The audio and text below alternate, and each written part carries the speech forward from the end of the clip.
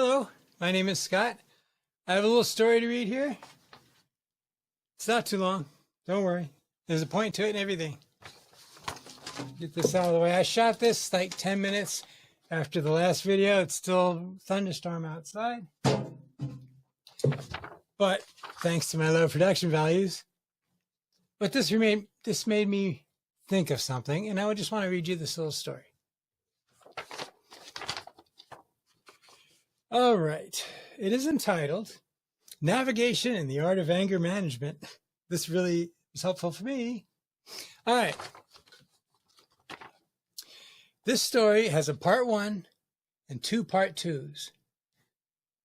So bear with me. I'll tell you when those things are splitting. All right. Captain Norton, waving his hand at the unfurled chart on the table, informed his second in command that the ship would soon be sailing into unknown waters. Master Gladding, we will need to start drawing up new charts as we go, he said. He dipped a pen in the inkwell, bent over, and traced 2 circles on the blank area to the west. One northwest of the current position and another to the southwest. Captain Andrews of the frigate Hector reports that there are 2 small islands here and here, pointing at the circles in turn. I intend to sail due west, passing between them. He then drew a small group of triangles directly to the west, beyond the passage between the islands. He also tells me that there are shoal waters in this area here. He drew another circle around the triangles. After we clear the island, we shall be heading to 315 degrees and continue on for 10 to 12 miles before turning back due west to be sure we are clear of the rocks. This time of the year, we can expect clear skies and reliable trade wind out of the southeast. The captain straightened back up, fixing his confident eye upon Gladding. Understood? Aye, Captain. I'll set a double watch and take a reef from the sails at sunset. Extra watches, yes. Reefs, no. I want all possible sail out. Sky sails and moonrakers. Aye, sir. Very good. Dismissed, Master Gladding. With another aye, sir, and a knuckle to his forehead, the shipmaster turned on his heels and headed through the hatch out to the main deck. Part 2. A. Captain, cried the master, rapping loudly on the cabin door. What is it? Mumbled the captain, opening his door and peering out with sleep-bleary eyes. An island, sir. Watch reports an island. Dead ahead. What shall we do? Springing to action and still in his nightclothes, Captain Norton pushed past Gladding and dashed up the ladder onto the deck, calling, Follow me! Standing on the forecastle deck, the captain lowered his glass, turned and shouted orders in his bullish voice for all to hear.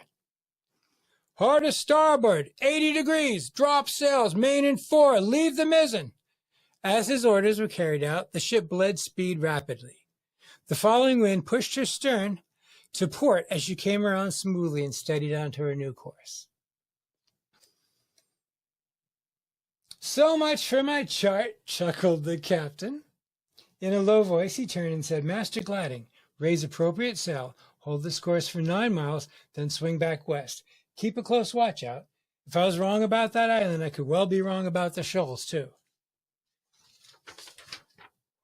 Aye, Captain.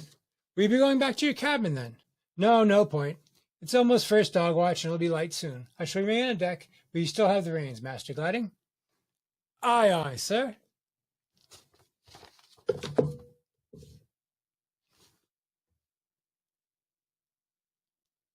Do you see them as well? Asked Gladding, peering dead ahead through his glass. That's why I did that. I do indeed, said the captain, looking through his own glass at the wave-battered rocks looming in the distance. Looks like I was wrong about the shoal's position also. Make a heading to south by southwest. Ensure that this is as close as we shall get to the Master Gladding. As he was giving the orders, something caught his eye far on the southwestern horizon. He raised his glass for a better look and was silent for a moment. There's the blowout there. A great thumping storm. He continued to peer at it for a few minutes more. Well, I feel like such an arse today, Gladding. It seems that my clear skies have become a bit less so. I can see that I shall never set myself up as an oracle.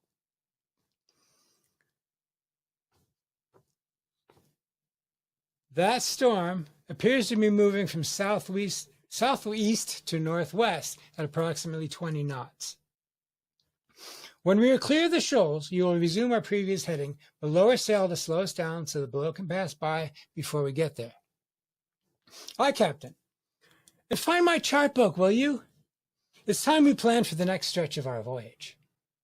Will do, sir. Okay, the next part 2 is part 2B. See how it's different. So we will, just to refresh your mind, part 1 ended with the captain going back to bed and leaving the master in command. Part 2 begins again with the sighting of the shoals.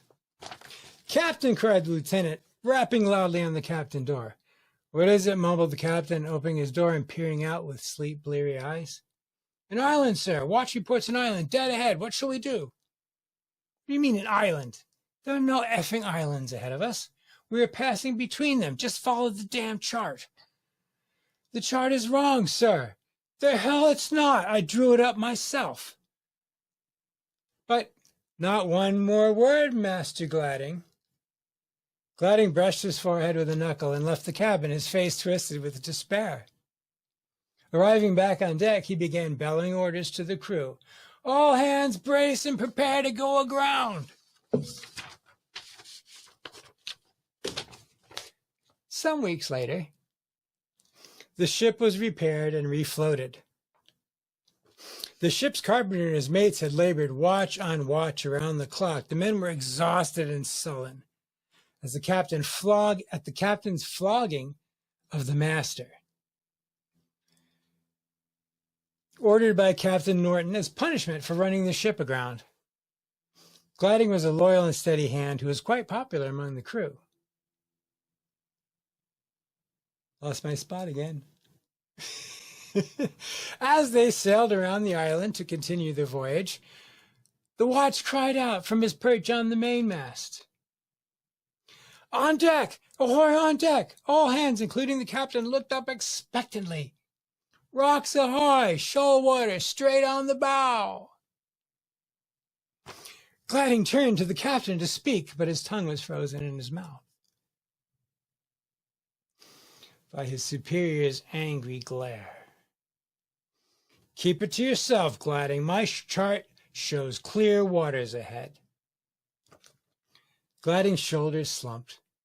All he could do was lower his head, shaking in disbelief.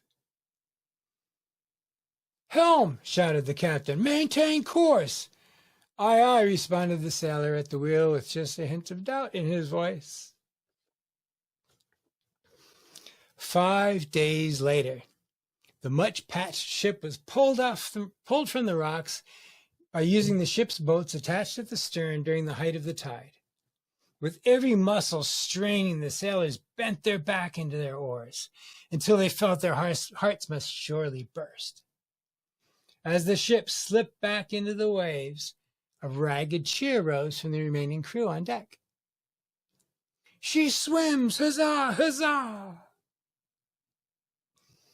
Soon all sails were raised and set. The ship was once again coursing west.